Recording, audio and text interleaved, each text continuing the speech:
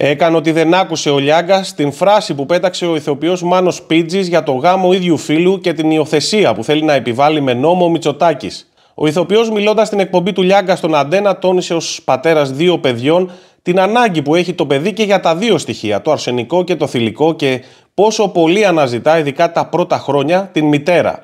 Πιο συγκεκριμένα και μεταξύ άλλων είπε: «Ο καθένας μπορεί να είχε στη ζωή του οποιονδήποτε θέλει από τη στιγμή που δεν ενοχλεί κανέναν. Έχω 2 παιδιά και έχω καταλάβει ότι το παιδί πρέπει να μεγαλώνει και με το αρσενικό αλλά και με το θηλυκό στοιχείο.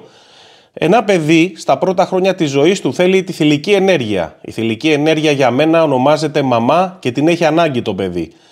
Γελάω με την σύγχυση για το πώς θα αποκαλεί ένα παιδί τους γονείς του. Όλα αυτά είναι στοιχεία των καιρών, με τα μοντέρνες επιταγές κάποιων, γιατί δεν ξέρω τι κρυφή ατζέντα έχουν για αυτά τα θέματα». Ας δούμε τη συγκεκριμένη δήλωση και προσέξτε κυρίως την τελευταία φράση για κρυφή ατζέντα. Έχω 2 παιδάκια. Ξέρετε, έχω καταλάβει ότι το παιδί πρέπει να μεγαλώνει και με το αρσενικό στοιχείο και με το θηλυκό στοιχείο. Μη σου πω, ειδικά στα πρώτα χρόνια, τη θηλυκή ενέργεια τη θέλει πολύ περισσότερο το παιδί.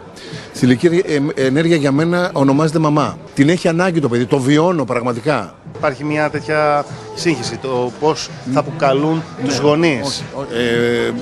Κοίτα, αυτό που έχω να σχολιάσω πάνω σε αυτό που με ρώτησες είναι γελάω. Όλα αυτά είναι λίγο στοιχεία των καιρών. Είναι λίγο μεταμοντέρνες επιταγές κάποιων, έτσι. Γιατί δεν ξέρω τι ατζέντα κρυφή έχουν. Πάνω σε αυτά τα θέματα. Κανείς από το πάνελ, ούτε ο Γιώργος Λιάγκας, ούτε οι υπόλοιποι της εκπομπής δεν σχολίασαν αυτή την φράση βόμβα του ηθοποιού για κρυφή ατζέντα. Σχολίασαν όλα τα υπόλοιπα, αλλά όχι αυτή. Γιατί άραγε?